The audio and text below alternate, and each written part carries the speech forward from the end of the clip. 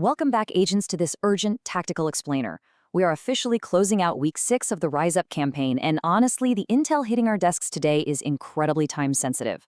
We've got closing windows on massive community events, unparalleled farming opportunities that are literally live right now, and some seriously vital updates to the ongoing Manhunt and Rogue lore. Whether you're hunting for that perfect high-end gear or tracking down our newest Rogue targets, this briefing is designed to equip you with exactly what you need to know before the server resets. But real quick, before we gear up and head out into the fields, a fast reminder. Please like and subscribe to the Dispatch Network to keep your weekly intel secure. Your support is absolutely crucial. It ensures we can keep delivering these high-value briefings straight to your watch. Okay, let's dive into this. Consider this your mission HUD initializing. Today's explainer covers 5 main objectives: urgent intel on the Cherry Blossom event, massive progression opportunities, target acquired for Captain Rogers, the buy of the week in our armory update, and finally, the Rogue Network threat. All right, kicking things off with Objective 1, urgent intel and the Cherry Blossom event deadline. Now, I just want you to take a second and look at that staggering number right there. 5 million. That is the massive amount of Sakurai keys you all successfully farmed and donated over the course of this event. It's a huge achievement, guys. And because the community totally smashed through this target, everybody reaps the rewards. And those rewards, absolutely fantastic. Your hard work unlocked the complete Red Ronin Hunter Outfit, totally for free. We're talking the mask, the uniform, and the gloves. But look, here's why I'm flagging this as urgent.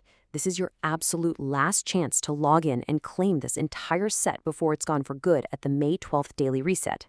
Seriously, do not leave free cosmetic armor sitting on the table. Log in, claim your gear, and look sharp out there. Moving right along to Objective 2, massive progression through double event farming. So while one event is closing out, we actually have an overlapping double event running right now. And this brilliantly illustrates the crazy synergy we're seeing this week. On one hand, we have the Conflict event offering triple XP.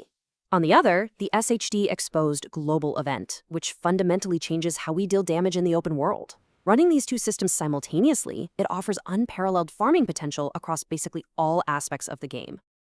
Let's break down that conflict side first. Look, even if you're strictly a PvE player and you actively avoid PvP like the plague, you really need to be paying attention to this. With triple XP active all week, even a single loss in conflict is netting agents over 1 million XP. Think about that math for a second. You don't have to sweat it out for a victory to benefit here. You can literally step into conflict, take your lumps, and still stack multiple SHD levels incredibly fast in a single session. Meanwhile, out in the open world, we have the SHD Exposed Global Event.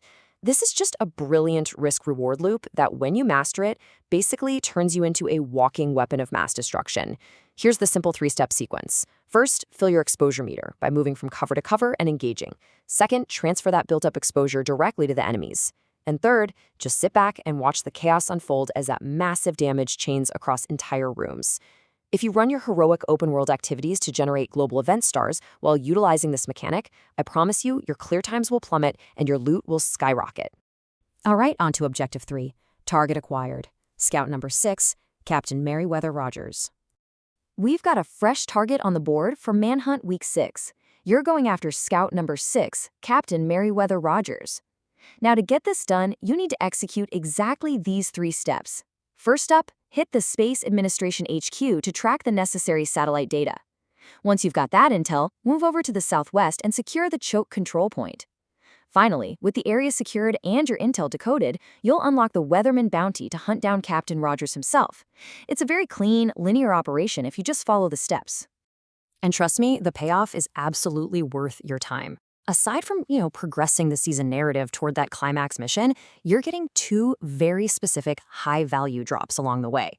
Securing the choke is going to drop an exotic component, which we all know is essential for endgame optimization. Plus, bringing down Rogers unlocks the Virtuoso Com collectible for all our lore hunters out there. Next up, Objective 4, our weekly armory update and the buy of the week. I'll admit, this is always one of my favorite parts of the week, combing through those vendor resets to find you easy upgrades. If you only buy one thing this week, make it the SR1 sniper rifle available right now at the clan vendor. So the crucial point is why this specific role is so incredibly powerful. It already comes equipped with the Determined talent, which is basically the cornerstone of the current sniper meta. All you have to do is take it over to the recalibration station and roll the attribute to damage to target out of cover. Doing that instantly transforms this vendor purchase into one of the absolute best sniper rifles in the entire game. No joke, do not miss this one. But hey, the SR1 isn't the only top-tier pick this week. Let's do a super fast rundown of the other must-haves. At the Countdown vendor, grab those contractor's gloves. They are best in slot for damage to armor. Just recalibrate them to crit and you're good to go. Over at the White House, the Test Subject Assault Rifle is waiting for you. It already has damage to target out of cover, making it the absolute perfect weapon for your hybrid skill damage builds. And if you're running a status effect build, head straight to DZ West for the Everlasting Gaze. It features perfect perpetuation and damage to target out of cover. Honestly, it is just an incredibly strong week for builds. Oh, and a super quick reminder before you leave the safe houses, do not forget to visit Danny Weaver. He's got a fresh stock of exotic caches, named item caches, and field proficiency caches up for grabs. It's literally free high-end loot just for checking in, so scoop those up before the reset. Finally, Objective 5, the Rogue Network threat and our mission backstories. Let's slow the pace down for a second and examine some of the really fascinating narrative developments coming out of this week's intel, because this intel reveals a massive shift in how the rogues operate.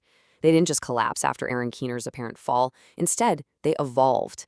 They're no longer just isolated defectors or traitors running around on their own. They've transformed into a highly coordinated, decentralized ideological movement, thanks to Anna. They can coordinate independently without a single central leader for us to cut down. And honestly, the most insidious part? The intelligence suggests the greatest threat to the division isn't necessarily the rogues actively shooting at us, it's the active agents standing right next to us, who are quietly starting to agree with the rogue ideology. It completely changes how we have to view the battlefield, which leads me to this question for all of you. After seeing the evolution of their network, do you still see rogue agents simply as traitors, or has the story made their ideology a little more complicated than that? I really want to know where you stand on this. Drop your thoughts in the comments down below. Make sure you secure that Red Ronin outfit before Tuesday, and I will see you in the field. Stay sharp, agents.